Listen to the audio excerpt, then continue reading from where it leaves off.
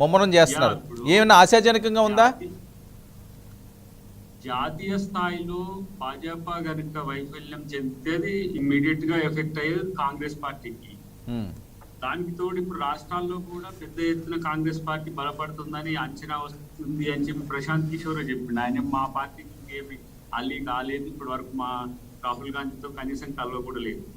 కానీ జనంలో 2 సంవత్సరాల పరిపాలన తర్వాత కంపారిజన్ మొదలైంది. అంటే ఏంది, గతంలో కాంగ్రెస్ లో ఉన్నప్పుడు ఎట్లా ఉంది, లేదు ఇప్పుడు బీజేపీ ఉన్నప్పుడు ఎట్లా అయింది, అంటే ప్రైస్ ఎట్లా మేనేజ్మెంట్ అవుతుంది అనే దాంట్లో ముఖ్యంగా పెట్రోల్ మంట పెద్ద ఎత్తున ప్రజల్లో చర్చ జరుగుతుంది.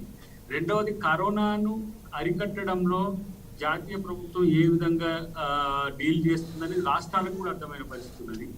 ఈ విపత్కర పరిస్థితిని అధిగమించేందుకు ఒక జాతీయ విధానం లేకుండా బీజేపీ వ్యవహరిస్తున్న తీరు ఇటు బీజేపీ పాలిత ప్రాంతాల్లో కూడా ప్రజలకు వ్యతిరేకత వస్తున్న పరిస్థితి మనకు కనబడుతుంది.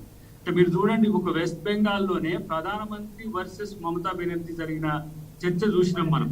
సరే, ఎక్కడంటే తమిళనాడులో అంటే స్టాలిన్ అక్కడ ఏడీఎంకే మధ్యన ఉన్న పరిస్థితి, కానీ వాళ్ళు తలపడింది అని అంటే ఒకే ఒక్కటి, అది వెస్ట్ బెంగాల్. వెస్ట్ బెంగాల్లో ఎంత పెద్ద ఎత్తున నష్టపోయింది, కానీ దాని వాళ్ళు దేంతో సాటిస్ఫై చేసుకోగలిగిండ్రు, మేము కమ్యూనిస్టులు కాదని చెప్పి సెకండ్ ప్లేస్ కు రాగలిగినామని అనుకున్నారు. కానీ సిపిఎం విధ్వంసం చేసినట్టు కాంగ్రెస్ పార్టీ మిగతా చిన్న పార్టీలన్నీ కూడా ఎంఐఎంతో పాటు అన్నింటినీ కూడా వాడుకున్నా సరే వాళ్ళకి 70 సీట్లు దాటలేదు. మళ్ళీ వెంటనే అదే సిపిఎం సంబంధించిన 20 మంది ఎమ్మెల్యేలు కలిసి మళ్ళీ మమతా బెనర్జీని కలిసి ప్రయత్నం చేసింది. అంటే ఏంటి, వాళ్ళకు పెద్ద ఎత్తున వ్యతిరేకత వస్తున్నది అనేది తెలుస్తున్న పరిస్థితుల్లో మిగతా ప్రాంతీయ పార్టీలన్నీ కూడా థర్డ్ ఆల్టర్నేటివ్ కొరకు ప్రయత్నాలు చేస్తున్నట్టుగా మనకి నిన్న శరద్ పవార్ గారు తెలిసిన, అది అన్ని కూడా కాంగ్రెస్ పార్టీకి ఉపయోగపడేది. శరద్ పవార్ గారు ఇప్పుడు శివసేనతో కలిసి మహారాష్ట్ర ప్రభుత్వం ఏర్పాటు చేయడానికి కూడా ఆయన కీలక పాత్ర పోషించిన సోనియా గాంధీ గారి నేతృత్వంలో జరిగినది. సో రాహుల్ గాంధీ మీద అందరికి కూడా నమ్మకం పెరుగుతున్న పరిస్థితి ఉన్నది. కాబట్టి ఇప్పుడు 2 సంవత్సరాలు ముందే ఇవన్నీ కూడా ఏకీకరణ జరగడం అనేది కూడా పాజిటివ్ సంకేతం. అది కాంగ్రెస్ కి మేలు జరుగుతుంది. అంటే కాంగ్రెస్ పార్టీ అభ్యర్థి రాహుల్ గాంధీ ప్రధానమంత్రి అవుతుందనే దానికంటే కూడా బీజేపీ వ్యతిరేకతను, బీజేపీ కోల్పోతున్న ప్రభావాన్ని ఈ రోజు ఒక థర్డ్ ఆల్టర్నేటివ్ గా వాళ్ళు తీసుకోవాలనుకోవడం అయితే పాజిటివ్ గా చూస్తూనే, వీలైతే మేము సహకరిస్తాం, లేదంటే వాళ్ళు మాకు సహకరించే ప్రయత్నం కూడా చేస్తారు. ఎందుకంటే చాలా సార్లు ప్రయత్నాలు జరిగినాయి. ఆ ప్రయత్నాలు మమతా బెనర్జీ రూపంలో కూడా జరిగినాయి. గతంలో కరుణానిధి గారు ఉన్నప్పుడు కూడా ఆ ప్రయత్నాలు జరిగినాయి. కానీ ఇప్పుడు నేను అనుకుంటున్నా, బీజేపీ వర్సెస్ కాంగ్రెస్ ఈ ప్రయత్నాల్లో దేశంలో ఇప్పటి వరకు ఏ ప్రభుత్వం వైఫల్యాలు చెందినట్టుగా, బీజేపీ ప్రభుత్వం వైఫల్యం చెందినట్టుగా ఏ ప్రభుత్వాలు వైఫల్యం, దట్టు పర్టికులర్ గా డిమానిటైజేషన్ నుంచి మీరు చూస్తే ప్రతి వ్యవస్థ కూడా ఈ రోజు ఏ విధంగా నష్టపోతుందో మనం చూసినాం. అది సిబిఐ కావచ్చు, ఆర్బిఐ కావచ్చు, లేదంటే ఈడీ కావచ్చు, ఇంకేదైనా సరే అది కేంద్ర ప్రభుత్వం చేతిలో. చివరికి సుప్రీంకోర్టు తీర్పులు సైతం పక్షపాతంగా ఉండడం అయితే ఈ దేశ ప్రజాస్వామ్యాన్ని ప్రశ్నిస్తున్నాయి.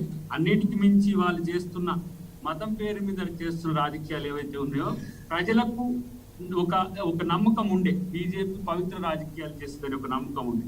కానీ అది మతాన్ని రాజకీయం కొరకు వాడుకోవడం కూడా ఈరోజు హిందూ సమాజం కానీ, హిందూవేతర సమాజం కానీ సమర్థిస్తున్నట్టుగా మనకు కనపడతలేదు. రామారావు మోడీ గారు ఇప్పుడు చూడండి, ఒక్క గంటలో రిజైన్ మోడీ దానికి దాదాపు 14 కోట్ల మంది అటెండ్ చేసిండ్రు. దాని కొరకే ట్విట్టర్ను, వాట్సాప్ను, ఫేస్బుక్ను అన్నింటి కూడా టార్గెట్ చేసింది.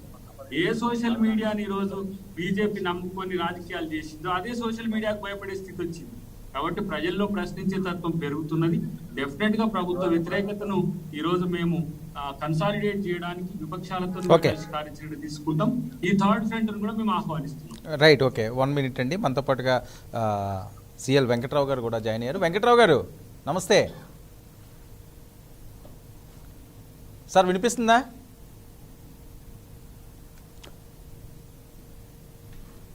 సార్ మీ ఆడియో మ్యూట్లో ఉన్నట్టు ఒకసారి చెక్ చేయండి ప్లీజ్.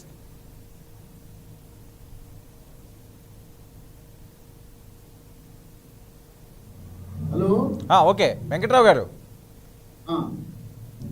రైట్. ఏంటి థర్డ్ ఫ్రంట్ ఏ రకంగా చూడాల్సింది? ఈరోజు క్యాబినెట్ సమావేశాన్ని కూడా ప్రధాని మోదీ గారు ఏర్పాటు చేశారు. బీజేపీకి డౌన్ఫాల్ స్టార్ట్ అయ్యింది అన్నది ప్రతిపక్షాలు ప్రధానంగా మాట్లాడుతున్న అంశాలు.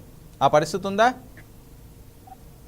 ఇవాళ 2 సంవత్సరాలే పూర్తయింది, ఇంకా సగం టెన్యూర్ కూడా అవ్వలేదు. ఇంకా 3 సంవత్సరాలు ఉంది. ఇప్పుడు కోవిడ్ గురించి వైఫల్యాలు ఈనాటికి అంచనా కాదు. వాళ్ళు చూడండి కేసులు ఎన్ని తగ్గిపోయినాయో, మరణాలు ఎన్ని తగ్గిపోయినాయో. తర్వాత టీకాల కార్యక్రమం 21వ తారీఖున ప్రారంభమైంది, జూన్ 21న. ప్రపంచ దేశాలలో ఎక్కడ జరగని విధంగా ఒక్కరోజే కేంద్రంలో 82,74,000 టీకాలు, అది చరిత్ర, వరల్డ్ రికార్డ్. తర్వాత ఆంధ్రప్రదేశ్ ప్రభుత్వం ఒక్క రోజులో 13,74,000 టీకాలు. పైగా అక్కడ బాలింతలకి ఒక్కరోజే 8 లక్షలు. అట్లాగే హైదరాబాద్ నగరంలో హైటెక్ సిటీలో ఒక్కరోజే 40,000 వేశారు. ఇవన్నీ ఎక్కడి నుంచి వచ్చినాయి? మోడీ గారి కృషి వల్ల ఈ టీకాలు మన భారతదేశంలో తయారవుతున్నాయి, ఇంకా రాబోతున్నాయి. కనుక డిసెంబర్ నెలాఖరు నాటికి ప్రతి ఒక్క భారతీయ పౌరుడికి మొదటి డోసు టీకా పూర్తవుతుంది. మార్చి 31, 2022 నాటికి 2వ డోసు పూర్తవుతుంది. అప్పుడు తెలిసి వస్తుంది ఇప్పుడు మూడో వేవ్ అని చెప్తున్నారు కొన్ని రాజకీయ పార్టీలు, సంఘ విద్రోహ శక్తులు. ఏదో 3వ వేవ్ వస్తుంది, పిల్లలంతా ఏదో అయిపోతారని. 3వ వేవ్ రాదు, ఏమి రాదు, ఏదో కొద్దిగా వస్తే రావచ్చు. దానికి కావలసిన సంసిద్ధత రాష్ట్రాలు, కేంద్రాలు కూడా చేయడం జరిగింది. అందుచేత కోవిడ్లో ఏదో వైఫల్యం చెందిందని చెప్పి భావించుకోవడం తప్పనించి నిజంగా ఎక్కడ కూడా కోవిడ్లో వైఫల్యం జరగలేదు.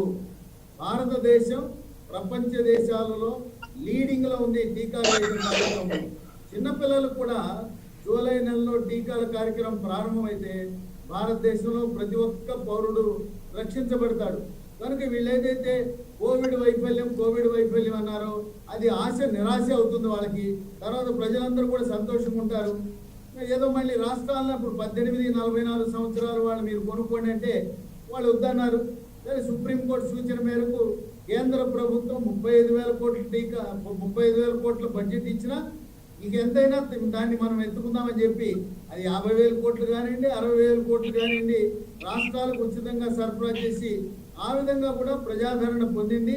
గవర్నమెంట్ హాస్పిటల్కి తెల్ల కార్డు వాడే కాకుండా ఎవరు వెళ్ళినా కూడా ఉచితంగా టీకా వేస్తున్నారంటే అది ప్రధానమంత్రి మోడీ గారి పుణ్యమే.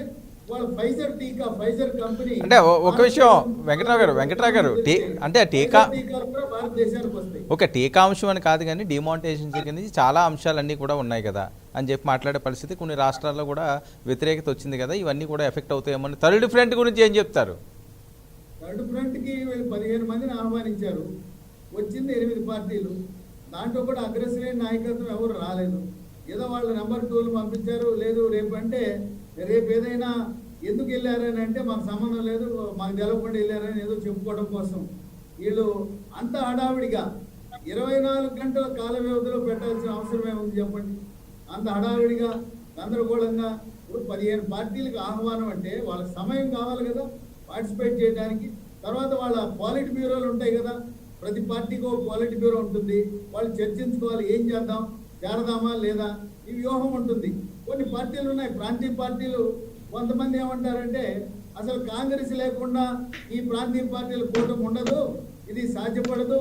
ఇంతకుముందు అటువంటి ప్రయత్నం జరిగిన కూడా వైఫల్యం చెందింది. చంద్రబాబు నాయుడు గారు కూడా ప్రయత్నం చేసి అది వైఫల్యం చెందింది. కాంగ్రెస్ లేకుండా ఏమీ జరగదు, బీజేపీకి వాళ్ళ ఎంత బలం తక్కువ ఉన్నా వాళ్ళతో కలిపి వెళ్ళాలనే వాళ్ళు ఉన్నారు ప్రాంతీయ పార్టీలు.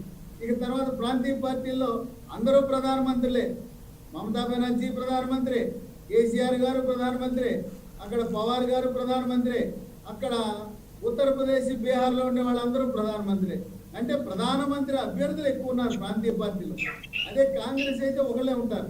వాళ్ళు హైకమాండ్ లేకపోతే సెంట్రల్ వర్కింగ్ కమిటీ వాళ్ళు నిర్ణయం చేసుకుంటారు.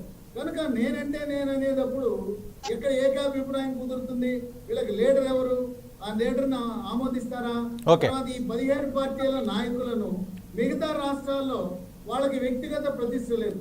మన భారతదేశంలో స్వాతంత్రం వచ్చిన తర్వాత నేను చూసింది 3 నాయకులు ప్రజలు గౌరవించి, ప్రజలు వాళ్ళు కోరుకున్నది ఎవరంటే జవహర్లాల్ నెహ్రూ, ఇందిరాగాంధీ, తర్వాత రాజీవ్ గాంధీ, ఇప్పుడు ప్రధానమంత్రి మోడీ గారు. వీళ్ళు మినహాయించి వ్యక్తిగా వాళ్ళని గౌరవించే వ్యక్తులు మిగతా ప్రధానమంత్రులు అందుగా లేరు.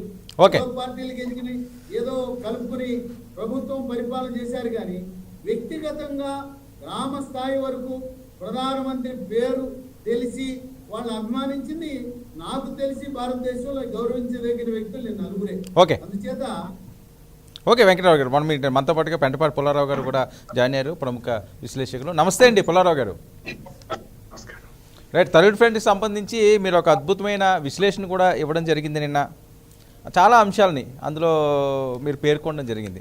అయితే థర్డ్ ఫ్రంట్ వల్ల ఒరిగేది ఏమీ లేదు, అందులో ఉన్న నాయకులందరూ కూడా ప్రధానమంత్రి అయిపోవాలని ఆశతో చేయించుకున్నవే, గతంలో కూడా ఇలాంటి అంశాలు అయినవి, దానివల్ల మేము పెద్దగా భయపడే పరిస్థితి లేదని చెప్పి బీజేపీ నేతలు మాట్లాడే పరిస్థితి. ఏంటి థర్డ్ ఫ్రంట్ ప్రత్యామ్నాయమా భారతదేశంలో రాజకీయంగా? ఒకటి బీజేపీ మాకు భయం లేదు, భయం ఉన్నది అంటాం చాలా, అది ఒక ఇండీసెంట్ అనుకుంటున్నా. వాళ్ళు ఈవేళ ఇంకా 4-3 సంవత్సరాలు ఉండగా మాకు భయం లేదు లేదా శరద్ పవార్ గారిని కూడా వెటకారంగా మాట్లాడుతుంది. కానీ కాదు, ఎవరాశ అనుకుంటుంది. అది బీజేపీకి తప్పకుండా బీజేపీలో వీక్నెస్ వాళ్ళకి కనపడుతుంది కాబట్టి ముందరకు వచ్చారు. ఇందాక మన ఫ్రెండ్ కాంగ్రెస్ నాయకుడు గారు చక్కగా చెప్పారు, అద్దెకి దయాకర్ గారు, మేము కన్సాలిడేట్ చేసాం, అన్ని చేసాం అని చాలా 100% అగ్రీ అవుతున్నాం మన మిత్రులతో. కానీ ఆ కంచం ఎవరో పట్టుకుపోయారు కదా, అంతా చేసి తయారు చేసాక శరద్ పవార్ గారు పట్టుకుపోయాడు కదా, అది కూడా చెప్పుకుంటే ఇంకా నేను మాట్లాడేదేం లేదు. చక్కగా బ్యూటిఫుల్ గా చెప్పారు, మేము అటాక్ చేసాం, కన్సాలిడేట్ చేసాం, 14 కోట్ల మంది సంతకాలు పెట్టారు, అంతా కరెక్ట్. ఓన్లీ 1 పాయింట్ ఆయనకి మాకు డిసగ్రిమెంట్ ఏంటంటే ఆఖరికి కంచం తింటానికి కూడా పట్టుకుపోయాడు. అంటే ఇదేమన్నా ఫలితం వస్తుందా లేదా తర్వాత, ఇంకా 3 సంవత్సరాల టైం ఉన్నది, 3 years ఎనీథింగ్ అవ్వచ్చు. తప్పకుండా నేను చూసేది ఏంటంటే బీజేపీకి ఛాలెంజ్. శరద్ పవార్ అంటే చాలా ఎక్సెప్టబిలిటీ ఉన్నారు అందరికి, వయసు వచ్చింది మనిషి కానీ మంచి ఆరోగ్యంగా ఉన్నారు. 80 సంవత్సరాలు అంటే ఈవేళ పెద్ద లెక్క కాదు ఏజ్గా. యశ్వంత్ సిన్హా 86-85 సంవత్సరాలు టీనేజర్ లాగా గింత వేస్తున్నారు, బాంబే నుంచి కలకత్తా అయ్యేది ఇంకా ఏజ్ వదిలేదు. ప్రకాష్ సింగ్ బాదల్ 96 సంవత్సరాలు వాకింగ్ స్టిక్ లేకుండా నడుస్తున్నాడు. సో శరద్ పవార్ ఇది ఒక గుడ్ క్యాండిడేట్. నరేంద్ర మోడీ గారికి ఒక మంచి క్యాండిడేట్, అందరికీ ఎక్సెప్టబుల్. రీజనల్ పార్టీ టీఆర్ఎస్కి ఎక్సెప్టబుల్ అంటే బయట చెప్పరు. జగన్ కూడా అందరితో బేరం పెట్టుకుంటాడు. మెజారిటీ రాలేదు అనుకోండి బీజేపీకి, ఇంకేమవుతుందో మీకు నాకు తెలుసు కదా. ముక్కలుగా చేసేస్తారు బేరాల్లో, ముక్కలుగా. ఇది కావాలి, అది కావాలి, ఆ మొక్క కావాలి, ఇది కావాలి. ఒక అనుకూలంగా కానీ ఒక వెజిటేబుల్ మార్కెట్కి వెళ్ళినట్టుగా ఉంటుంది, అలా జరిగింది. శరద్ పవార్ ఎక్సెప్టబిలిటీ ఉన్నది, గుడ్ విల్ ఉన్నది, ఒక సీనియర్గా వస్తున్నాడు. Only problem for Sharad Pawar ఏంటంటే ఈవేళ ఏ గవర్నమెంట్ మహారాష్ట్ర ఆయన నిలబడుతుందో ఈ గెంతులేయటానికి తిరగటానికి, కాంగ్రెస్ కూడా ఒక కాలు అక్కడ 3 కాళ్ళు. ఆ కాంగ్రెస్ విత్డ్రా అవ్వకుండా, కోపం రాకుండా చూసుకోవాలి. అది శరద్ పవార్ గారికి ఉన్న ప్రాబ్లం. అలాగే శివసేన కూడా బయటికి వెళ్ళిపోతే ఇంక మళ్ళీ ఇదంతా పడిపోతాయి. సో ఇవాళ చాలా ఇంట్రెస్టింగ్ సిచ్యువేషన్ ఏంటంటే బీజేపీ వీక్ అయిపోయింది, అది కాదు అవును అంటూ మనం అనవసరం. మే ఎలక్షన్స్ తర్వాత బీజేపీ కొద్దిగా సెట్ బ్యాక్ వచ్చిందని అందరూ భావిస్తున్నారు. ఇక్కడ కేరళలో సరిగ్గా రాలేదు, బెంగాల్లో పవర్, అస్సాంలో గెలిచిన, అలాగే తమిళనాడులో 2-3-4 ఎమ్మెల్యేలు వచ్చినా, పుదుచ్చేరి గవర్నమెంట్ ఫామ్ చేసిన, ఆ బెనిఫిట్ రాహుల్ గాంధీకి రావాలి. ఇందాక మన ఫ్రెండ్ చెప్పింది కరెక్ట్ అయితే, కానీ నెగిటివ్ అయిపోయింది. ఎందుకంటే మమతా బెనర్జీ పైకి రావటం ఆటోమేటిక్గా బీజేపీ అక్కడ ముడిపోవటం వల్ల అనుకోండి, మమతా బెనర్జీ పైకి రావటం వల్ల తప్పకుండా రాహుల్ గాంధీ గారికి సెట్ బ్యాక్. దీంట్లో ఏమిటంటే ఉన్న problem law of unintended consequences. మనం అనుకున్న పరిణామాలు ఎప్పుడు అవ్వవు, మంచి పనులు దిగుతాం అదే చెడ్డ అవుతాయి. ఎంత కష్టపడి బీజేపీని అల్లరి చేస్తే బెనిఫిట్ ఇంకోళ్ళకి వెళ్ళింది, కాంగ్రెస్ పార్టీకి నెగిటివ్గా వచ్చిందని నా భావన. కాంగ్రెస్ పార్టీకి ఎప్పుడు మోడీ గారు బలంగా ఉంటే, మమతా బెనర్జీ, శరద్ పవార్ అందరూ కంట్రోల్లో ఉంటే కాంగ్రెస్ పార్టీకి మంచిది, మేమే పెద్ద పార్టీ ఫైట్ చేస్తాం. ఎప్పుడైతే మిగతా వాళ్ళు పైకి వచ్చారో, థర్డ్ ఫ్రంట్ కాదు, యూపీఏ నాయకత్వం ఎవరికి తీసుకుంటారు? నిన్న శరద్ పవార్ గారు పేర్లు పెట్టి మనుషులు పిలిచారు, టాప్ లెవెల్ లీడర్స్ ఎవరు డెలిబరేట్గా వెళ్ళలేదు. సిపిఎం నుంచి, సిపిఐ నుంచి, సమాజ్వాదీ పార్టీ నుంచి స్పోక్స్ పర్సన్ని తెలిసిన వ్యక్తులు పంపించారు. ఎందుకంటే పొలిటికల్ పార్టీస్ పిలిచి ఆయన అటెండ్ చేస్తే సోనియా గాంధీ గారు ఉద్యోగం ఆయన తీసుకున్నది కాబట్టి అంతవరకు వెళ్ళకుండా కేర్ఫుల్గా ట్యాక్ట్ఫుల్గా మేనేజ్ చేసి వచ్చారు. రాబోయే రోజుల్లో ఇది ఎలాగే అడ్జస్ట్ అవుతారు. సెకండ్ ఫ్రంట్లో ఉంటారు, అంటే యూపీఏ ఉంటారు. థర్డ్ ఫ్రంట్ అనేది అసలు ప్రసక్తే లేదు. ఎవరో కొత్త నాయకుడు, ప్రాంతీయ నాయకుడు, ఏదో కేసీఆర్ గారు దిగిపోయినా ఏమి ఉండవు. ఇక దాంట్లో ట్రాక్షన్ లేదు. మోడీ గారు వీక్ అవ్వారు అనుకుంటే వీళ్ళందరూ బయటకు వస్తారు. మోడీ గారు మళ్ళీ బలం వచ్చి ఆ రోజుగా కోటి టీకాలు అందజేసి మళ్ళీ జనం అన్నీ మర్చిపోతే, ఇమ్యూనైజ్ అయిపోతే మళ్ళీ కొద్దిగా సెటిల్ అవుతారు. సో చూద్దాం. 23 ఎలక్షన్, 22 మంచి ఎలక్షన్స్ వస్తున్నాయి. 23 తెలంగాణ ఎలక్షన్ వస్తుంది. చాలా దూరం ఉన్నది, చాలా ప్రయాణం. శరద్ పవార్ ఇంత తొందరపడి చేసేడా నేను అనుకుంటున్నాను. చాలా కేర్ఫుల్గా ఆఖరి నిమిషం వరకు దూకడం. కాషియస్ మనిషి, మరాఠాకు ఉన్న గుణాలు, కాషియస్నెస్ ఉన్నది, డేరింగ్ ఉన్నది. ఎంత తొందరగా దూకేదంటే ఆ పక్కన ఉన్న శిష్యులు వాళ్ళు దిగిపోవాలని తోసారా, కొంచెం ఎర్లీ స్టెప్ వేసాడా, కాంగ్రెస్ పార్టీతో విరోధం తెచ్చుకున్నాడా, అంబిషన్ బయటకు చూపెట్టాడా, అది కొంచెం మనం ఆలోచించుకోవాలి. చూద్దాం. మంచి ఇంట్రెస్టింగ్ టైమ్స్ మొదలు ఉన్నాయి. Right, okay. థర్డ్ ఫ్రంట్కి సంబంధించి అక్కడికి ఉన్న వాళ్ళు ఎవరు కూడా ప్రధానమైన వాళ్ళు ఎవరు లేరు. సో స్వాతంత్రం వచ్చిన దగ్గర నుంచి నలుగురు మాత్రమే భారతదేశ ప్రజలకి తెలుసు, ఓటర్లకి, గ్రౌండ్ లెవెల్ వరకు కూడా. అది నెహ్రూ గారు, ఇందిరాగాంధీ గారు, రాజీవ్ గాంధీ గారు, ఇప్పుడు మోడీ గారు. శరద్ పవార్ వచ్చినా లేకపోతే ఇంకొకరు వచ్చినా ఇవన్నీ కాదు. మరొకటి ఏంటంటే ఇందులో ప్రధాని అభ్యర్థి ఎవరు అన్నది కూడా చెప్పే పరిస్థితి ఉండదు. ఎవరికి వాళ్ళు ప్రధాని అంటారు కదా, ఇది ఎందుకు ముందుకు వెళ్తుంది అన్నది వీళ్ళు కామెంట్. ఇది ఏంటంటే శరద్ పవార్కి ఇది నా లాస్ట్ ఛాన్స్ అని అనుకూలంగా ఉన్నది. మహారాష్ట్ర గవర్నమెంట్ నా చేతిలో. మహారాష్ట్రలో 48 మంది ఎంపీలు ఉన్నారు. నిజంగా ఈ అలయన్స్ ఎలక్షన్ వరకు వెళ్తే బీజేపీ గెలవడం కష్టం. ఎందుకంటే 48లో తుక్కు అయిపోతారు. వీళ్ళ ముగ్గురు కలిసి పోటీ చేస్తే శరద్ పవార్ కూడా తెలుసు ఈ గవర్నమెంట్ ఆఖరి వరకు వెళ్ళాలి. మహారాష్ట్ర నుంచి 40 మంది ఎంపీలు తెచ్చుకుంటే బీజేపీకి ఆటోమేటిక్గా 20-30 తగ్గిపోయింది, మెజారిటీ పోయింది. ఇంకెక్కడ రాకపోయినా శరద్ పవార్కి లెక్కలన్నీ తెలుసు. ప్రశాంత్ కిషోర్ కూడా దీన్ని బట్టి కనపడేది ఏంటంటే ఆయన మనం బైపాస్ చేయాలి కాంగ్రెస్ లీడర్షిప్ అని ఆయన పెట్టింది. ఇప్పుడేమో నాకేం సంబంధం లేదు అంటున్నాడు, కానీ ఆయన థియరీ కూడా ఇది. రీజనల్ పార్టీస్తో మంచి సంబంధం ఉన్నది. స్టాలిన్తో, జగన్మోహన్ రెడ్డి గారితో, మమతా బెనర్జీతో, వీళ్ళందరితో ఉన్నది కాబట్టి లాలూ ప్రసాద్తో ఆయన మాట వింటారు అని శరద్ పవార్ కూడా పక్కన కూర్చోబెట్టుకున్నారు. శరద్ పవార్ ఎవరైతే కొంచెం పలుకుబడి ఉన్నది, మంచిగా యాక్టివ్గా ఉంటారో ఆయన ఎప్పుడు సపోర్ట్ చేసి పక్కన కూర్చోబెట్టుకుని వాడుకుంటారు. అందుకనే 60 సంవత్సరాల పాలిటిక్స్లో వెళ్తున్నాడు ఆయన, from 1962. So therefore Prashant Kishor కూడా ఉన్నారు దీంట్లో. మరి ఏ రకంగా ప్రశాంత్ కిషోర్ కూడా పాలిటిక్స్లో ఎంటర్ అవుదాం, ఆయన పోటీ చేద్దామని, ఆయన సెంట్రల్ మినిస్టర్ అవుదాం ఓపెన్గా ఉన్నారు. అంబిషన్కి తప్పులేదు. నాకు ఉన్నది సాగపోవచ్చు, ఆయనకు సాగవచ్చు. సో ఇవన్నీ కొంచెం ఇంట్రెస్టింగ్ మిక్స్. అవును, కలపండి. రైట్. దగ్గర గారు ఏంటి థర్డ్ ఫ్రంట్ వల్ల మీకేమైనా ఇబ్బంది ఉందా?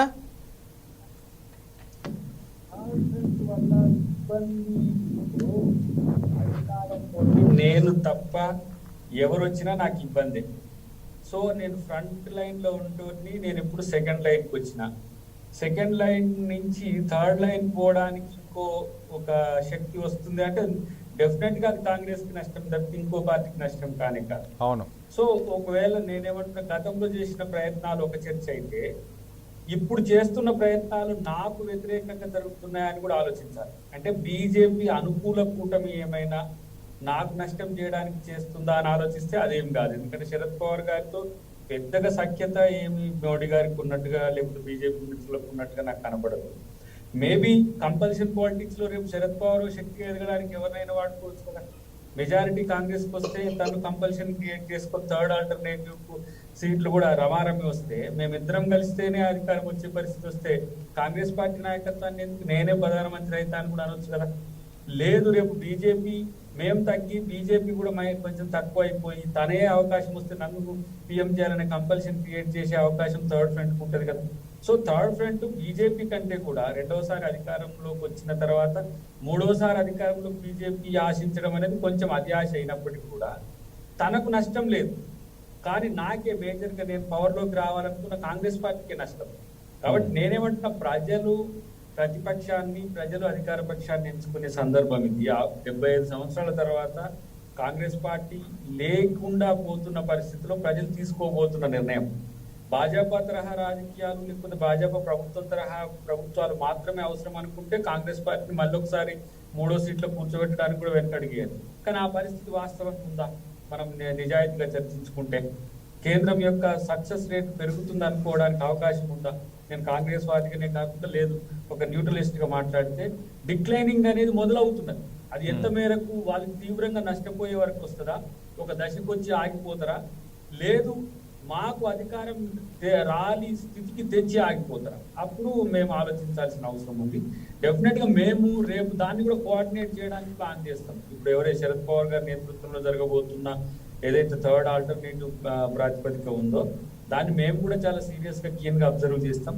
నేను అనుకుంటున్నా మా ప్రమేయం కూడా అంతో కొంత ఉండడానికి అవకాశమే ఉంటది అనుకుంటున్నా. కానీ రాజకీయాల్లో అన్ని కూడా ఎప్పుడు కూడా మనకు అనుకూలమే ఉంటాయి అనుకోవడం అనేది అయితే అంతకంటే తప్పిదం ఇంకొకటి ఉండదు. సో రాహుల్ గాంధీకి సానుకూలత పెరుగుతున్న వేళ ఇంకెవరైనా రాహుల్ గాంధీని వ్యతిరేకంగా చేసే ప్రయత్నం ఏమైనా జరుగుతుందా, అది కూడా ఆలోచించాల్సిన అవసరం ఉంది. ఏదేమైనా రమారమి కాంగ్రెస్ పార్టీ నిజాయితీగా ఉద్యమాలు ప్రజాక్షేత్రం నుంచి ఇప్పుడు కొత్త అధ్యక్షుడు అయిన తర్వాత కనుక మేము తీసుకురాగలిగితే డెఫినెట్ గా మా వైపు ప్రజలు ఉంటారు. మా నాయకత్వాన్ని కోరుకుంటుంది ప్రజానికం. ఈ భారతదేశ ప్రజాస్వామ్యాన్ని నిలిపే ఒక మంచి నాయకత్వం కాంగ్రెస్ పార్టీకి ఉంది అనుకుంటుంది. అన్ని మతాలను కలుపుకోగల ఒక సామర్థ్యం కాంగ్రెస్ పార్టీకి ఉంది అని అనుకుంటుంది. అన్ని అంశాలను, సమస్యలను కూడా ప్రజాక్షేత్రాన్ని వివరించుకొని మరి ముందుకు తీసుకుపోయే ఒక సమర్థత కాంగ్రెస్ పార్టీకి మాత్రమే ఉంటుందనే ఒక చర్చ అయితే ఇప్పుడిప్పుడే మొదలవుతున్నది. దాన్ని మేము పెద్ద ఎత్తున క్లోజ్ చేసుకోవాల్సిన పరిస్థితి భవిష్యత్తులో ఉంటుంది. కానీ బీజేపీ రేపు ఏ రాజకీయాలు చేస్తుందో తెలియదు నాకు. రేపు ఏ విధమైన ప్యారిటీస్ డెవలప్ చేస్తుందో నేను ఇంకా అంచనా వేయలేను. ఎందుకంటే వాళ్ళు ఒక స్కేల్ పెట్టుకొని ఉన్నారు. ఈ పరిస్థితి వచ్చినప్పుడు ఇట్లా ముందుకు పోవాలి అంటే అది వాళ్ళు టాక్టిక్స్ అని అంటారు. బట్ నేనేమో నా తెలివి తక్కువతనం అనుకోలేను, కానీ మతంతో రాజకీయాలు చేయలేను. నా బలహీనత ఇది. మతంతో రాజకీయం చేస్తే నేనే ప్రజాస్వామ్యాన్ని, నేనే రాజ్యాంగాన్ని పక్కన పెట్టినట్టు.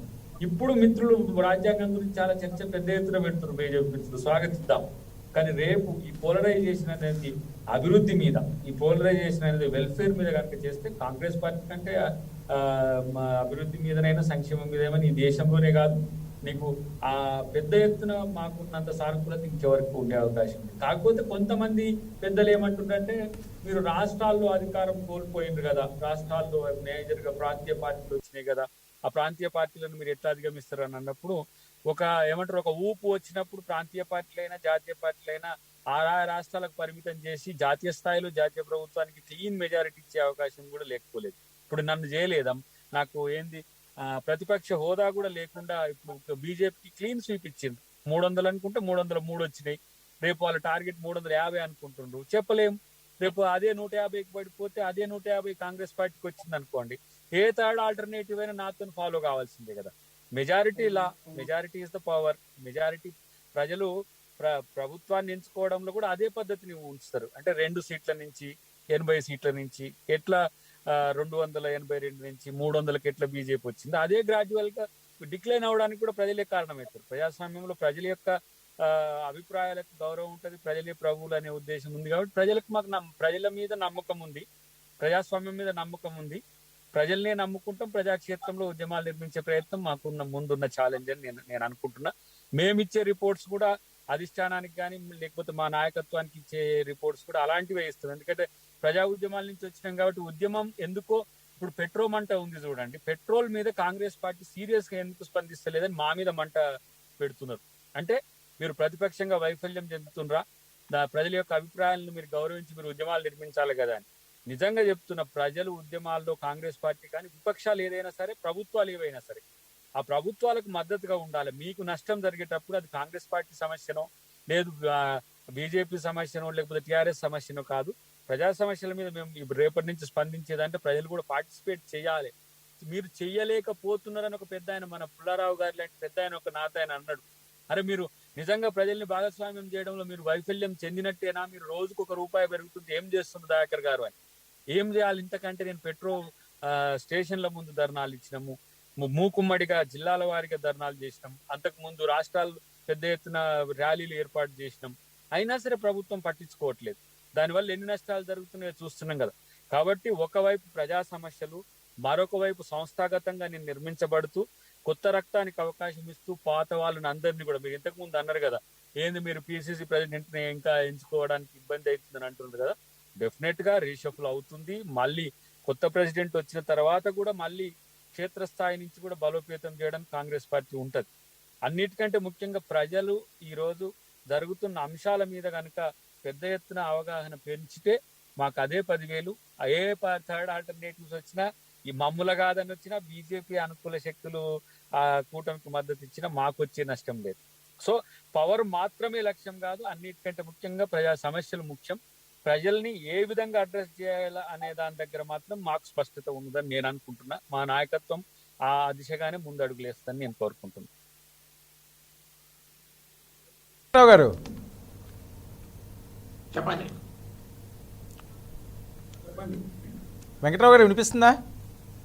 గుర్తుంది. రైట్. వెంకట్రావు గారు చూస్తున్నాం అంటే ప్రధానంగా వచ్చే ఎన్నికలకు సంబంధించి ఇప్పుడున్న మెజారిటీ మీద ఇంకా ఎక్కువ మెజారిటీ వస్తుంది అన్నది మీ లెక్కలో. సో ఇలాంటి టైంలో ఒక థర్డ్ ఫ్రంట్ అన్నది ఈరోజు వెలుగులోకి వస్తుంది. సో ప్రధాన ప్రత్యర్థి ఓకే మీకే ఆ విజయం వస్తుంది అనుకుంటే ఎవరి వల్ల మీకు కొద్ది థ్రెట్ ఉండే అవకాశం ఉంటుందండి? కాంగ్రెస్ వల్ల, థర్డ్ ఫ్రంట్ వల్ల? 2022లో 7 రాష్ట్రాలకు ఎన్నికలు జరగబోతున్నాయి. అది దేశానికి సెమీఫైనల్స్ లాంటి ఎన్నిక. అవును. ఉత్తరప్రదేశ్ రాష్ట్రమే దేశాన్ని దాదాపుగా స్వాతంత్రం వచ్చినప్పటి నుంచి కూడా సంఖ్యాబలంతో శాసిస్తుంది. ఈరోజు ఉత్తరాఖండ్ విడిపోయిన తరువాత కూడా ఉత్తరప్రదేశ్ రాష్ట్రంలో ఎవరికైతే బలం ఉంటుందో వాళ్ళే దేశాన్ని శాసిస్తున్నారు. ఈరోజు ప్రాంతీయ పార్టీలు వాళ్ళ ఎజెండా ఏదో అక్కడ విద్వేషాలు, భావోద్వేగాలు రెచ్చగొట్టి ఏదో ఓట్లు ఎంచుకుంటున్నారు. కానీ నేను ఢిల్లీలో 2020 ఎన్నికలప్పుడు వెళ్ళి అక్కడ ప్రజాభిప్రాయం సేకరిస్తే వాళ్ళు ఏమంటున్నారంటే, కేజ్రీవాల్ రాష్ట్రం వరకు ఓటేస్తాం, మళ్ళీ పార్లమెంట్ ఎన్నిక వస్తే మాకు బీజేపీ మోడీ గారు ఓటేస్తామన్నారు. వాళ్ళు 6 పార్లమెంటు సీట్లేమో బీజేపీకి గెలిపిస్తున్నారు, ఒక్కరు కూడా లోక్సభలో లేరు. అసెంబ్లీకి వచ్చేసరికి నేను ఇంటింటికి వెళ్ళి కొంతమంది అడిగాను ఆసక్తిగా, ఏంటంటే వాళ్ళు చెప్తున్నారు. నేను ఒరిస్సాలో కూడా భువనేశ్వర్ వెళ్ళి అడిగాను. వాళ్ళు ఏమంటున్నారు, మాకు నవీన్ పట్నాయక్ గారు రాష్ట్ర పాలన కావాలండి, కేంద్రంలో మాత్రం మోడీ గారు కావాలని ఒకేసారి 2 ఎన్నికలు జరిగిన ఒక తెలివిగా కొంతమంది ఒక ఓటు స్థానికంగా అక్కడుండే నాయకుడికి ఆ పార్టీకి. ఇవాళ పార్టీలన్నీ ప్రాంతీయ పార్టీలు ఏంటి అంటే ప్రతి ఎన్నికలకి ఈ మెథడే వర్కౌట్ అవుతుందంటారా? గతంలో అయిందేమో. మోడీ గారికి నేను చెప్పాను కదా, దేశంలో చిరస్థాయిగా మనసులో గుర్తుండి గ్రామీణ స్థాయి వరకు చదువు వచ్చిన వాడికి, చదువు రాని వాడికి పేర్లు తెలిసినవి 4, మిగతా వాళ్ళకి తెలియదు. ఏదో పార్టీ ఏదో వచ్చిందని అనుకుంటారు ప్రధానమంత్రి. కనుక ప్రజల హృదయాల్లో ఉన్నాడు మోడీ గారు. తర్వాత ఆ రైతులకి కార్యక్రమం, రైతు అకౌంట్లో 3 సార్లుగా 2,000 వేయటం అనేది ఇంతవరకు చరిత్రలో వాళ్ళకి ఎప్పుడు బ్యాంక్ అకౌంట్లో చేరలా. రాజీవ్ గాంధీ గారు చెప్పారు, మేము నిర్వచిస్తే మన పథకాలు ఇక్కడ చేస్తే 85 పైసల మధ్యలోనే ఎక్కడెక్కడ పోతున్నాయో తెలియదు, 15 పైసలు చేరుతున్నాయి లబ్ధిదారుడికి అన్నాడు. ఆ తర్వాత ఇప్పుడు వాళ్ళ మార్పు, డైరెక్ట్ బెనిఫిట్ ట్రాన్స్ఫర్ అనేది మోడీ గారు వచ్చిన తర్వాత జరుగుతూ ఉంది. ఇక ప్రాంతీయ పార్టీల గురించి తీసుకుంటే వాళ్ళ తెలంగాణ, ఆంధ్రప్రదేశ్లో జల వివాదాలు చూశారు కదా, జల యుద్ధాలు చూశారు కదా. లేదు విశాఖపట్నం ఆ స్టీల్ ప్లాంట్ని మేము ప్రైవేటీకరణ చేస్తామని అనగానే మేము ఉపశమని అంటారు పడిపోతుంది. కనుక ప్రాంతీయ పార్టీలకు ఈ దేశాన్ని పరిపాలించే దృక్పథం లేదు. వాళ్ళు ఎంతసేపు అక్కడ ఉండే స్థానిక అంశాలను పట్టుకుని ఏదో భావోద్వేగాలతో వచ్చిన పార్టీలే. ఏదైనా కూడా భారతదేశం అభివృద్ధి చెందాలంటే, మళ్ళీ సమైక్యత, ఇంటెగ్రిటీ ఉండాలంటే జాతీయ పార్టీలది అవసరం. ఎందుకంటే 2 రాష్ట్రాల మధ్య వివాదం వచ్చినప్పుడు ఎవరికి సామెత అయిపోతుంది. 2 రాష్ట్రాల మధ్య వివాదాన్ని ఎలా పరిష్కరిస్తాయి ప్రాంతీయ పార్టీలు చెప్పండి? అందుచేత అది సాధ్యపడదు. సరే, వాళ్ళ తెలంగాణ రాష్ట్రాన్ని ఇచ్చింది కాంగ్రెస్ పార్టీ, వాళ్ళకి తెలుసు కాంగ్రెస్ పార్టీ 2 రాష్ట్రాలు ఇస్తే ఆంధ్రప్రదేశ్లో అడ్రస్ లేకుండా పోతామని తెలిసి ఇచ్చింది. అదే ఏదైనా ప్రాంతీయ పార్టీ ఉండేటువంటి నిర్ణయం తీసుకునే శక్తి ఉండేదా? ఇవాళ తెలంగాణ వచ్చిందంటే 2 జాతీయ పార్టీల వల్ల వచ్చిందని మనం గమనించాలి. అది కేవలం కాంగ్రెస్ పార్టీ, భారతీయ జనతా పార్టీ, ఈ 2 పార్టీల వల్లనే ఈ రోజు తెలంగాణ రాష్ట్రం ఏర్పడింది. కానీ ఈ ప్రాంతీయ పార్టీల వల్ల కాదు, వాళ్ళ వల్ల అసంభవం కూడా. తర్వాత వచ్చే సంవత్సరం 2022లో రాష్ట్రపతి, ఉపరాష్ట్రపతి ఎన్నికలు ఉన్నాయి. పవార్ గారు ఆయన ప్రధానమంత్రి కాలేకపోతే కనీసం రాష్ట్రపతి అవుదామనే ఆలోచన ఉండొచ్చు ఆయనకి. ఆ రాష్ట్రపతి ఆలోచన కోసం ఏదైనా ఆయన పావులు కదిపి, నేను మహారాష్ట్రలో నా ఎన్సీపీ పార్టీని బీజేపీతో కలిపితే బీజేపీ అధికారంలోకి వస్తుంది. అప్పుడు కాంగ్రెస్ ఆ శివసేన దూరం అయ్యి ఎన్సీపీ బలంతో మహారాష్ట్రలో బీజేపీ అధికారంలోకి వచ్చే అవకాశం ఉంది. పవార్ గారిని రాష్ట్రపతి చేయడానికి బీజేపీ నాయకత్వం అంగీకరించవచ్చు. అందుచేత ఆయన ఏదో ఆ రాష్ట్రపతి పదవి కోసం కనీసం ప్రధానమంత్రి కాకపోతే రాష్ట్రపతి అవుదామనే ఆలోచన ఆయనకు ఉండొచ్చు. అందుచేత 2 కూటములు మిగులుతాయి, బీజేపీ ఎన్డీఏ కూటమి, యూపీఏ కూటమి. కాంగ్రెస్ పార్టీకి సంఖ్యాబలం ఎంతైనా కూడా వాళ్ళకి ఒక జాతీయవాదం అనేది ఉంది. ప్రాంతీయ పార్టీలు ఈ దేశంలో రాజ్యపాలన చేసే ఆ సమర్థత కానీ ఆ చాణక్య నీతి కానీ లేదు. ఎందుకంటే మనం గతంలో బ్రిటిష్ కాలంలో చూసాం, ఒక్కొక్క ప్రాంతంలో ఒక్కొక్క రాజు ఉండి ఆ రాజుల మధ్య కలహాలు పెట్టి బ్రిటిష్ వాడు ఈస్ట్ ఇండియా కంపెనీ వచ్చి మన రాజ్యాలన్నీ కూడా కబళించి మనం పరిపాలన చేసుకున్నారు.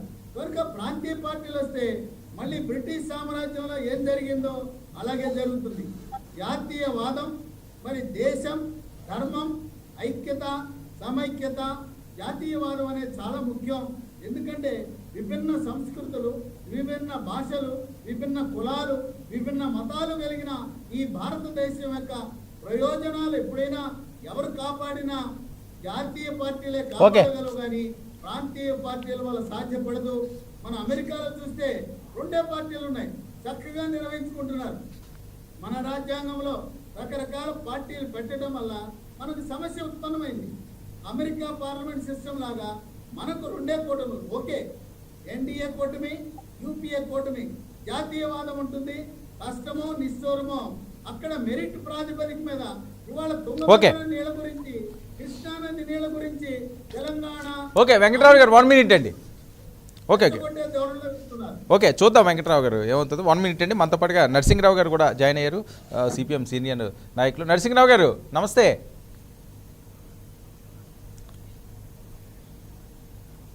సార్ మీ ఆడియో మ్యూట్లో ఉంది, ఒకసారి చెక్ చేయరా?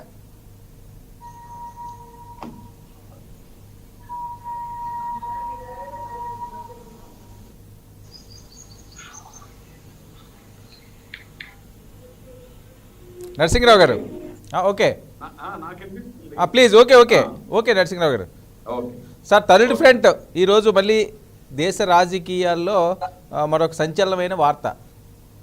శరద్ పవార్ గారు పావులు కదుపుతున్నారు. థర్డ్ ఫ్రంట్ ఆవశ్యకత ఉంది, బీజేపీ ఫేమ్ తగ్గిపోయింది, ఖచ్చితంగా వచ్చే ఎన్నికల్లో థర్డ్ ఫ్రంట్కే విజయం అని వాళ్ళు ఆశాభావం వ్యక్తం చేస్తున్నారు. మరోపక్క కాంగ్రెస్ పూర్తి స్థాయిలో ఇంకా దాని గురించి చెప్పాల్సిన అవసరం లేదు, ఎట్టి పరిస్థితుల్లోనే ఈసారి పగ్గాలు చేపట్టాలని చెప్పి పూర్తి స్థాయిలో వాళ్ళు కూడా సమాయత్తం అవుతున్నారు. ఇలాంటి టైంలో థర్డ్ ఫ్రంట్ ఫలితాలు ఏ రకంగా ఉండే అవకాశం ఉంటుంది? థర్డ్ ఫ్రంట్లో ఏ పార్టీలు అందులో చేరే పరిస్థితి ఉంటుంది?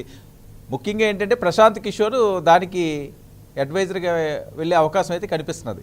ఆ మీటింగ్లో మనం చూస్తే ఆయన ఇప్పటికే ప్రశాంత్ కిషోర్ అంటే ఎక్కడికి వెళ్తే ఇంకా అక్కడ ఖచ్చితంగా ఆ రాష్ట్రం ప్రశాంత్ కిషోర్ ఎవరికైతే సజెషన్లు ఇస్తారో, ఎవరికైతే ఆయన వర్క్ చేస్తాడో వాళ్ళు విన్ జరుగుతున్నది. అలాంటి పరిస్థితుల్లోనే ఈరోజు థర్డ్ ఫ్రంట్ కూడా ఆయన మొగ్గు చూపిస్తున్న ఫలితంలో దేశ రాజకీయాల్లో థర్డ్ ఫ్రంట్ పాత్ర గతంలో చూసాం. థర్డ్ ఫ్రంట్లో వచ్చి ఎలా వెళ్ళిపోయినాయి పాసింగ్ క్లౌడ్స్ లాగా. అదే పరిస్థితి ఉంటుందా ఈసారి? ఏమన్నా స్ట్రాంగ్గా నిలబడే అవకాశం ఉంటుందా? భారతదేశంలో లాంటి విశాలమైన దేశంలో రాజకీయాలు అద్భుతాలు జరిగేదానికి అవకాశాలు ఉంటాయి. 1977 ఎన్నికల్లో జరగబోయే ముందు వరకు కాంగ్రెస్ తప్ప రెండో మినహాయించి మిగిలినటువంటి పార్టీలన్నీ అతి చిన్న పార్టీలుగానే కనపడ్డాయి. కానీ కాంగ్రెస్ పట్ల ప్రజల్లో ఉన్నటువంటి వ్యతిరేకత ఎప్పుడైతే ఎన్నికలను ప్రకటించిన తర్వాత కొద్ది రోజుల్లోనే జనతా పార్టీ అనేది ఒక దేశవ్యాప్తమైనటువంటి పార్టీ ఏర్పడి 40 సంవత్సరాలు అప్పటి వరకు అధికారంలో ఉన్నటువంటి పార్టీని అధికారంలో దించి పార్లమెంట్ లో మొట్టమొదట జనతా పార్టీ అధికారంలోకి రావడం మనం చూసాం. ఆంధ్ర రాష్ట్రంలో 40 సంవత్సరాల పైగా అధికారంలో ఉన్నటువంటి కాంగ్రెస్ పార్టీ రాష్ట్రాన్ని విభజించిన తర్వాత ఈ రోజు ఒక్క సీట్లో కూడా డిపాజిట్ కూడా రానటువంటి పరిస్థితికి పడిపోయినటువంటి దుస్థితి కూడా మనం చూస్తున్నాం. అందుకని రాజకీయాల్లో అలాగే రాహుల్ గాంధీ, ఇందిరాగాంధీ చనిపోయిన తర్వాత 403 సీట్లు పైగా అత్యంత నెహ్రూ గారు కూడా సంపాదించలేనంత మెజారిటీ సాధించిన రాజీవ్ గాంధీ ఆనాడు 4 సంవత్సరాలకే 1 సంవత్సరం దాదాపు ముందు రాజీనామా చేసి బోఫర్స్ డీల్ బయటకు వచ్చిన తర్వాత రాజీనామా చేయడం, తర్వాత ప్రభుత్వాలే పడిపోవాల్సిన పరిస్థితి రావడం అనేది మనం చూసాం. అంతకుముందు 2 సీట్లు కూడా లేనటువంటి బీజేపీ ఒకప్పుడు 2 సీట్లే ఉన్నటువంటిది ఈ రోజు 303 సీట్లు 302 సీట్లు సంపాదించి అధికారంలో లోక్సభలో అలాగే దేశంలో పార్లమెంట్ లో ఆధిపత్యంలో ఉండడం చూస్తున్నాం.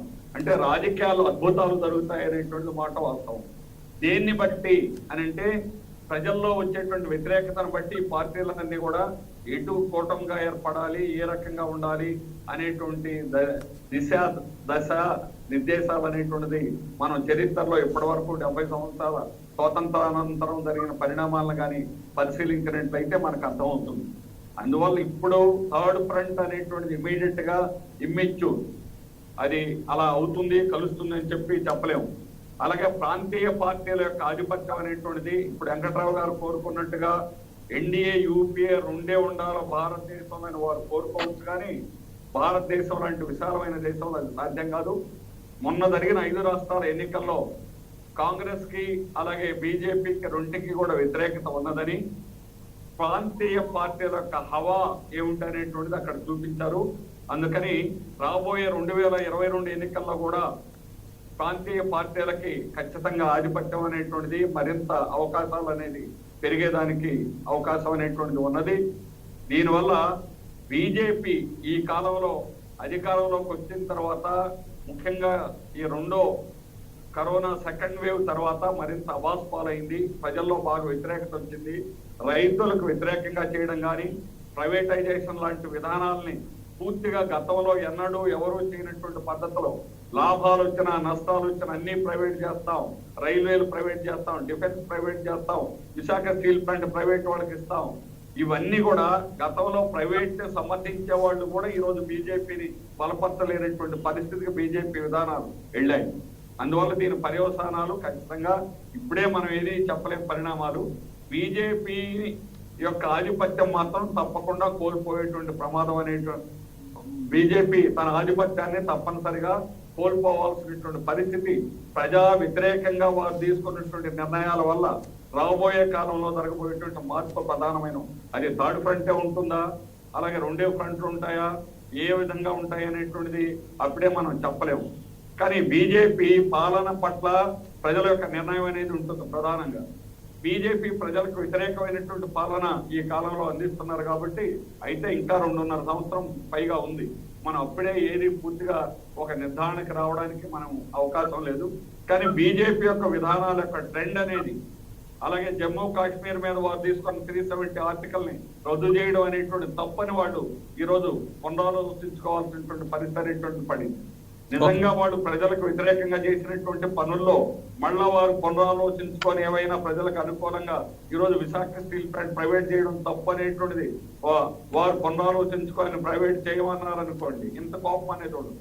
అయితే ఆంధ్రప్రదేశ్ లో వారికి వచ్చేది ఏమి ఉండదనుకోండి. కానీ ఏమైనప్పుడు కూడా రాజకీయ విధానాలు ప్రజలకు అనుకూలంగా వ్యతిరేకంగా వారు వ్యవహరించేదాన్ని బట్టే ప్రధానంగా రాబోయేటువంటి కాలంలో పరిస్థితి ఉంటుంది. థర్డ్ ఫ్రంట్ అనేటువంటి పేరుతో ఇప్పుడు దాన్ని ఇమ్మెచ్యూర్ అని మేము భావిస్తున్నాం. దాన్ని అప్పుడే చెప్పడానికి అవకాశం అనేటువంటిది ఉండదు. 5వ సంవత్సరంలోనే రాజకీయాల్లో ప్రధానమైనటువంటి మార్పులు చోటు చేసుకునే దానికి అవకాశం ఉంది. కానీ ఇప్పుడు ప్రజెంట్ ట్రెండ్ మాత్రం యాంటీ బీజేపీ అనేది ఉన్నది అని స్పష్టంగా చెప్పచ్చు. రైట్. పుల్లారావు గారు ఏంటి ప్రశాంత్ కిషోర్ చాణక్యం వర్కౌట్ అవుతుందంటారా మీ అనాలిసిస్? అస్సలు వర్కౌట్ అవ్వదు. Okay. కిషోర్ Hmm. వాళ్ళందరికంటే గడుసోడు, ఎవరు గెలిసేది చూసుకుని దిగుతాడు. Hmm. ఒకసారి యూపీలో కాంగ్రెస్ పార్టీని గెలిపిస్తానని దిగాక చిత్తుగా ఓడిపోయి మళ్ళీ కాంగ్రెస్ పార్టీ గడప తొక్కలేదు. రాహుల్ గాంధీలో ఉన్న ఒక మంచి గుణం ఏంటంటే, చాలా మంచి గుణం, ఒక మంచి గుణం, ఇలాంటి వాళ్ళకి అతి మర్యాద ఇవ్వడం. ప్రశాంత్ కిషోర్ వచ్చి ఈ మమతా బెనర్జీ, శరద్ పవార్ కి చెప్పాలంటే ఒక సెమీ లిటరేట్ లాగా ఉన్నారు కాబట్టి వాళ్ళు ఫ్రాంక్ గా చెప్తున్నారు. Hmm. వాళ్ళు కిషోర్ గారు వచ్చారు చెప్పారు అని అద్భుతమైన మర్యాద ఇస్తున్నారు, కానీ ఒకటి మాత్రం రాహుల్ గాంధీ గారు ఇవ్వడు. అందుకునే ఆయన చెవు లేదని ఈయన బయట తిరుగుతున్నాడు. బీజేపీ కూడా జూలై 2014 జూన్ మేలో గవర్నమెంట్ ఫామ్ చేశాక ఎలాగో మోడీ గెలుతుంది కదా, ప్రశాంత్ కిషోర్ లేకపోయినా, నేను లేకపోయినా, మీరు లేకపోయినా గాలి అలా వచ్చి గెలుతుంది. నేను గెలిపించాను వచ్చి కూర్చొని అమిత్ షాలో మే తర్వాత ఏం వస్తుంది అని అడిగితే, మే తర్వాత జూన్ వస్తుంది, జూలై వస్తుంది, ఆగస్ట్ వస్తుంది అని అమిత్ షా చెప్పి బయటకు పంపించేశారు. ఆఫ్టర్ మే, జూన్, జూలై, ఆగస్ట్ వస్తాయి.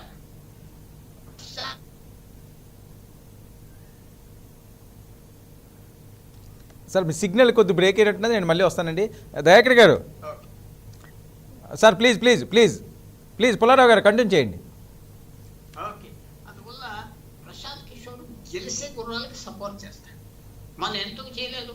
మన బీహార్లో వాళ్ళ సొంత రాజ్యంలో ఎందుకు లాలూ ప్రసాద్ పార్టీ దగ్గర రానివ్వలేదు? నితీష్ కుమార్ బయటికి గెంటేశారు. దూరపు కొండలు మునుపు, చాలా మునుపు. వాళ్ళు అక్కడ ఉన్న వాళ్ళు ఎందుకు రానివ్వలేదు? ఎవరో వాళ్ళని కోరుకోలేదే, ఖాళీగా ఉన్నదే, ఖాళీగా తిరిగేదే. మమతా బెనర్జీ గెలుస్తుంది కాంట్రాక్ట్, స్టాలిన్ ఎలాగో గెలుస్తుంది. 10 సంవత్సరాలు ఏడీఎంకే జైలంతా చచ్చిపోయింది, అన్ని పోయినాయి, అందరు గెలుస్తా వచ్చి. కమాన్, కాంగ్రెస్ పార్టీకి తెలంగాణలో టేకప్ చేయమనేది పోనీ, యూపీలో చేయి, అతను గెలుస్తాడు అంటే దిగుతాడు. రేపు మాపు ఎల్లుండా. ఇప్పుడు ఏంటంటే ఆయనకి యాంటీ మోడీగా ఆయన చెప్పేవాళ్ళు కావాలి, ఆయన కాళ్ళ దగ్గర కూర్చోవాలి. 80 ఏళ్ళలోనే 90 ఏళ్ళలోనే శరద్ పవార్ ఇదిగో కూర్చో నిలబడు, ఈ బట్టలు వేసుకుని వెళ్ళంటే వెళ్తాడు. శరద్ పవార్కి అదేం లేదు. శరద్ పవర్కి చక్కగా వెళ్తాడు. ఐ రెస్పెక్ట్, మంచి helpful man, positive man, stable man Sharad Pawar. So మీరు అన్నది ఏంటంటే ఆయన చెప్తే గెలిచేస్తారని కాదు, ఆయన కేర్ఫుల్గా సెలెక్ట్ చేస్తారు. ఇప్పుడు నన్ను సెలెక్ట్ చేసేదనుకో అంటే అన్ని అసెస్ చేసుకుని ఈయనకి మంచి ఛాన్స్ ఉన్నదని తిరుగుతాడు. నాకు సరే అల్లతే దిగదు. అందువల్ల ఇప్పుడు ఆయన కూడా రాజకీయానికి వస్తున్నారు కాబట్టి ఏ రకంగా ప్రజలు చూస్తారు, ఏ రకంగా బీహార్లో ఇచ్చిన మర్యాద ఇస్తారా, బయటికి పంపించేస్తారా, లేకపోతే అనుకుంటారు. వీళ్ళు ఏంటంటే నేను ఇందాక మాట అన్నా, ప్రశాంత్ కిషోర్కి నవీన్ పట్నాయక్తో ఏం కుదరలేదే. నవీన్ పట్నాయక్ చదువుకున్నవాడు, చాలా యోగ్యుడు, చాలా సీనియర్, అందరిని చూసాడు, సేబుల్గా పోతున్నాడు. ఎవరైతే కొంచెం డెఫిషియెంట్గా ఉంటారో సార్ అన్న తమిళియన్స్ అలా కూర్చోబెట్టి వివరిస్తారు. గెలిసే గుర్రాన్ని బ్యాక్ చేస్తాడు, సర్వేస్ చేస్తాడు, అది చేయించే ఖజానాన్ని ఖాళీ చేయిస్తాడు. అదే చెప్తున్నా, ఈవేళ ఫ్రీ బీజ్ ఆంధ్ర కంటే తెలంగాణ కంటే ఎక్కువ మమతా బెనర్జీ ఇస్తారు. మరి వర్క్ చేయండి, వచ్చే 6 నెలలు అంతా ఇచ్చేస్తాను. ఆ నియోజకవర్గంలో అంతే పోయి ఇంతే పోయి అంటాడు. నేనే ఇప్పిస్తాను, కానీ మనకు బాధ్యత ఉన్నది కాబట్టి మనం చేయాలి. సో మరి మీరు అడిగిన ప్రశ్న కొత్తగా చెప్పాలంటే మ్యాజిక్ వర్డ్ లేదు. ఎస్, మోడీ గారు, వెంకట్రావు గారు చెప్పిన కొద్దిగా ఆయన మాటకి నేను వ్యతిరేకంగా చెప్తున్నా. కొద్దిగా మోడీ గారికి పాపులారిటీ, ట్రస్ట్ పోయింది మిడిల్ క్లాసెస్. మన కరోనా వైరస్తో వచ్చింది ఏంటంటే మిడిల్ క్లాసెస్, అప్పర్ క్లాసెస్ మనకి ఏదో గ్రిప్ ఉన్నది మన జీవితాల మీద అనుకున్న వాళ్ళకి గ్రిప్పు లేదేం లేదు. మన సంబంధాలు పనిచేయలేదు, మన చిన్న ఆదాయాలు పనిచేయలేదు. మనకున్న స్థితి ఒక middle class, upper middle class ఏదో అది పనిచేయలేదు. మొత్తం దేశంలో ఈక్వేషన్స్ మారిపోయింది. ఈవేళ నాకు 1000 మంది తెలుసు, 1000 మందికి ఫోన్ చేస్తే ఎంతమంది రెస్పాండ్ అవుతారు? ఎవరు రెస్పాండ్ అవుతారు? నా వాల్యూ ఎవరికి ఉన్నది? సో అవి మోడీ గారు అది రిస్టోర్ చేయగలరా లేదా? నేను చాలా మంది వారు చెప్పినట్టుగా ఒక కర్నల్ అనే ఫ్యామిలీ ఉదాహరణ, ఆ ఒక్క ఎగ్జాంపుల్ వర్షం కురిసింది. 9 సార్లు బీజేపీకి వేశారు, 9 సార్లు. ఈసారి మేము వేయవద్దాం చేసిన పని. రైట్, ఆ ట్రస్ట్ పోయి భయంకరంగా ఆ ట్రస్ట్ తెచ్చుకోగలదా? తెచ్చుకోగలరు. ఓకే, ఆయన సరిగ్గా చేసి ఆ మంత్రులు 20 మందిని బయటికి తరిమేసి కొత్త వాళ్ళని తీసుకుని టాలెంట్ తీసుకొచ్చి అవన్నీ చేస్తే తెచ్చుకోగలరు. 3 సంవత్సరాలు ఆయన చేసిన మంచి పనులు చాలా ఉన్నాయి. నాలాంటి వాళ్ళు ఊహించింది ఇంటర్నేషనల్ అఫైర్స్ మీద, సెక్యూరిటీ మీద, బార్డర్స్ మీద, ఇల్లీగల్ ఇమిగ్రేషన్ మీద నాలాంటి వాళ్ళకి చాలా మంచి జవాబు చెప్పాడు కాబట్టి ఐ లైక్. కానీ ఈ ట్రస్ట్ మాత్రం పోయింది కాబట్టి అది రెస్టోర్ చేసుకుంటే థర్డ్ ఫ్రంట్, సెకండ్ ఫ్రంట్ ఇవన్నీ ఇర్రెలవెంట్ అవుతాయి. Okay. చేయగలదా లేదా రైట్. అది మెయిన్ పాయింట్. మోడీ గారు ఆయన పొరపాటు చేసేదని ఒప్పుకుంటున్నాడు. రెక్టిఫైయింగ్ యాక్షన్ తీసుకుంటాడా లేదా? మనకి రాబోయే 20-30 ఒక రోజుకి 75 లక్షలు Okay. వ్యాక్సినేషన్ చేసి అంతా మామూలుగా Right, sir. Okay. Okay. అది సాగదు. Okay. We have to see Okay. how he changes Right, sir. and presents. Okay. Dayakar గారు సింపుల్గా కంక్లూడ్ చేయరా, టైం లేదు, లాస్ట్.